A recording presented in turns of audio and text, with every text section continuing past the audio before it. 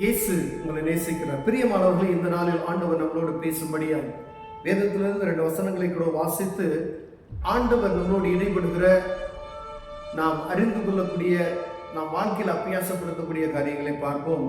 அது சங்கீதங்களின் புஸ்தகம் 132வது சங்கீதம் 17வது வசனம் 18வது வசனம் இப்படியாக எழுதப்பட்டு இருக்கிறது. அங்கே தாவீதுக்காக ஒரு கொம்பை முளைக்க பண்ணுவேன், நான் அபிஷேகம் பண்ணுவித்தவனுக்காக ஒரு விளக்கை ஆயத்தம் பண்ணுவேன், அவன் சத்துருக்களுக்கு வெட்கத்தை உடுத்துவேன், அவன் மீதிலோ அவன் கிரீடம் பூக்கும் என்றார்.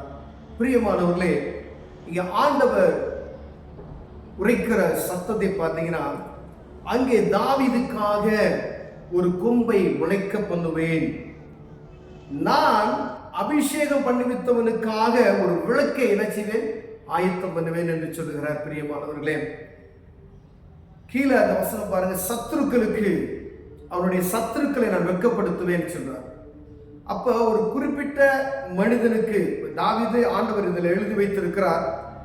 அநேக ஆண்டவருடைய பிள்ளைகள் ரட்சிப்பின் அனுபவத்தை பெற்றுக்கொண்டவர்கள் உண்டு, ரட்சிப்பின் அனுபவத்தை பெற்றுக்கொள்ளாதவர் கிறிஸ்தவர்கள் என்று சொல்லக்கூடிய அநேகர் நம்ம உண்டு.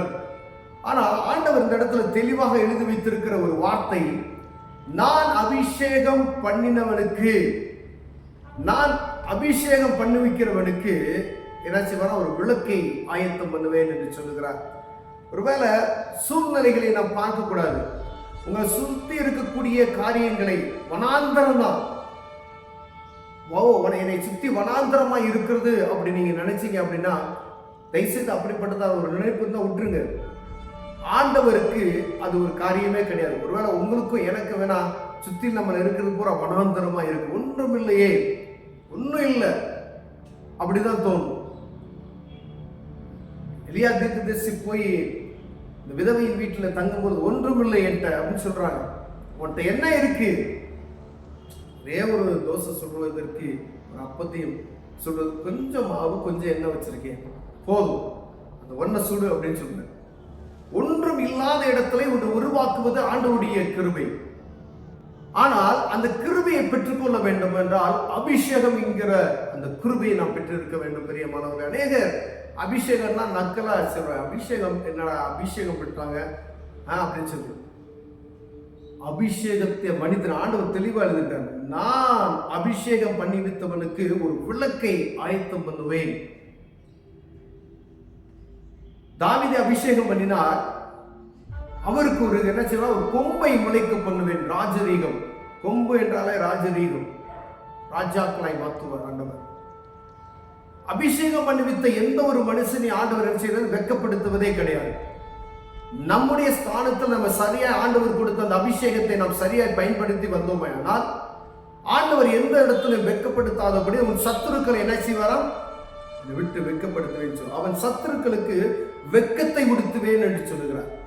சுத்தி நெருக்கமான ஒரு சூழ்நிலை, சுத்தியில எதிரி சூழ்ந்து இருக்கலாம், பயப்படாதீங்க, அவங்களுக்கு வெட்கத்தை உண்டாக்குவேன் அப்படின்னு சொல்றார்.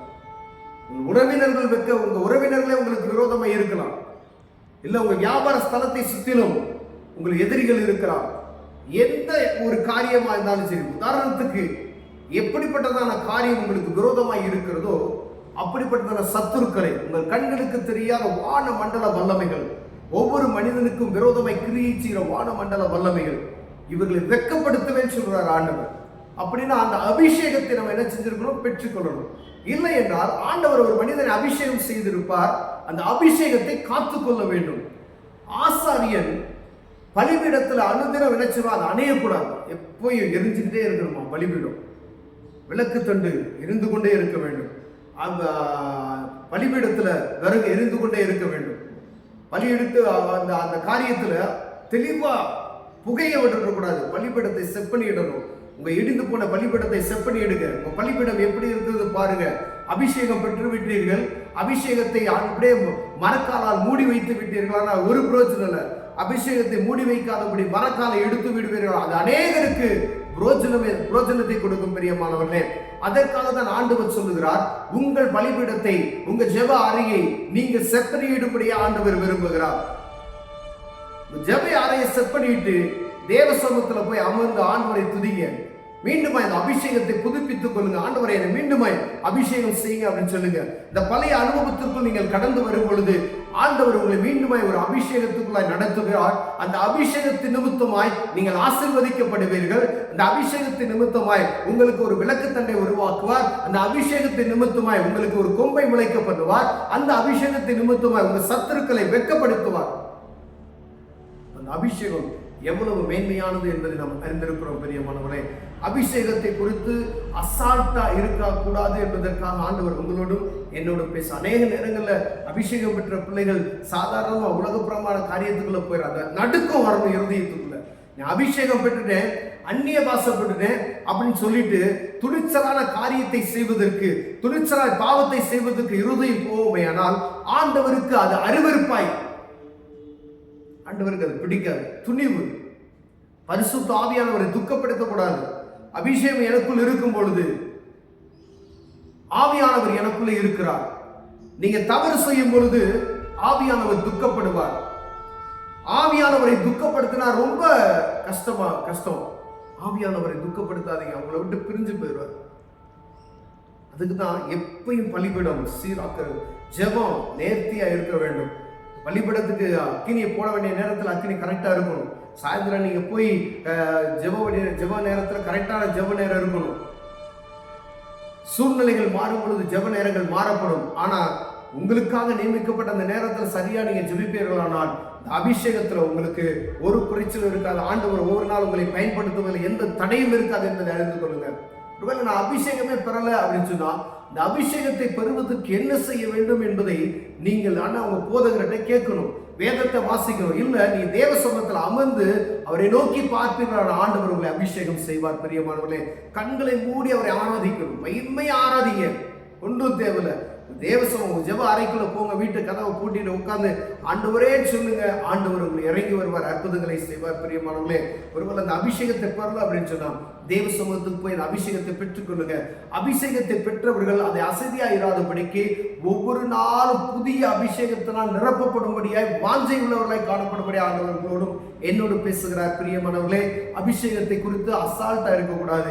அபிஷேகம் பெற்றவர்கள் உங்களுக்கு கொடுக்கப்பட்ட அந்த அபிஷேகம் அநேகருக்கு பயன்படுவது. ஆரோன் தலையில் ஊற்றப்பட்ட நறுமண தயிர் போல அவன் தாடிவலை அங்கிகளை நினைத்து அநேகரை நினைக்கத்தக்கதாக பயன்படும்படியாய் நீங்களும் நானும் பயன்பெறுவதற்காக அழைக்கப்பட்டிருக்கிறோம். பிரியமானவர்களே, ஒருவேளை அபிஷேகம் பெற்று அசால்ட்டா இராதபடிக்கு அதை புதுப்பித்துக் கொள்ளுங்க. ஒவ்வொரு நாள் தேவ சமூகத்துக்கு போங்க, வழிபடத்தை சுத்தம் செய்யுங்க. கர்த்தர் உங்களை ஆசீர்வதிப்பார். கண்களை மூடுவோம், ஜெபம் செய்வோம். அன்பு தகப்பனே, அன்றுவரே, இந்த அபிஷேகத்தை நாங்கள் காத்துக்கொள்ள கிருபையாக, அபிஷேகத்தில் ஒரு நாளும் குறைச்சல் இல்லாதபடி, ஆவியானவரை துக்கப்படுத்துகிற எந்த ஒரு காரியத்தை செய்யாதபடி எங்களை காத்துக்கொள்ளுங்க. இயேசுவின் நாமத்தில் பிதாவே, ஆமென்.